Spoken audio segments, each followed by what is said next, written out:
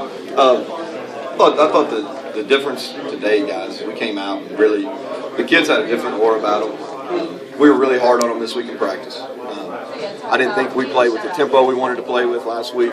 We didn't play as hard as a unit as we've played at other stops I've been, and we didn't play as physical. So on Tuesday and Wednesday this week, we practiced really, really hard, and we didn't give an inch. Was worried probably a little. I was probably worried a little bit too much about confidence going into that opener, and should have coached them harder. So that's my fault. But we got that corrected this week, and I thought the guys came out and executed and played with a lot more energy. Our number one goal today was be excited to play, and I thought they were from the first drive on. Neal, this offense hasn't produced this many yards since 1998, the original air raid days. What would Hal Mumme think of what you got done today?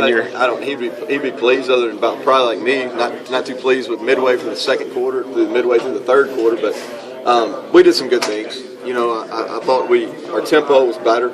We didn't play as many plays as we want to. Number one, because we got some penalties that were lack of discipline penalties, and number two is we were scoring. But I was pleased with the total. I did see the yardage, but there's obviously everybody in that stadium knows too is we've got a long way to go. Did you take any time to sort of reflect today, before, after, during, about? Yeah, when I was walking in here, Tom said Leach. I walked by him, and Tom said that was the third highest total we had, and the highest being the Louisville game. That's actually the first game of my career. I either caught one or two passes that game that Couch had. But no, and then I walked in here, so I had a whole lot of time to think about it. Neal, guys, this staff recruited the county for $434. How good can this guy be? Well, I didn't know that. That's impressive, especially for young kids. We're going to lean on them. We have to get guys we feel like are playmakers of the ball. And we lost one of our playmakers on the very first play of the game, DeMarco, and we kind of shuffled those receivers around. And it was real positive to see Javis Blue, Jeff Badette make big plays. I think JoJo was our leading rusher. Alex Montgomery played. He's coming back off that sickness, but he played well. So it's encouraging.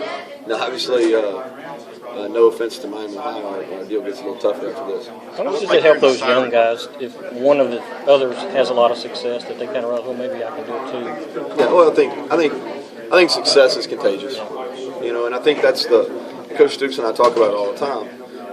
We've had success other places, and we've got to be the catalyst for that success, the coaching staff, when I say we. And then once the players get a taste of it, because those guys have had success.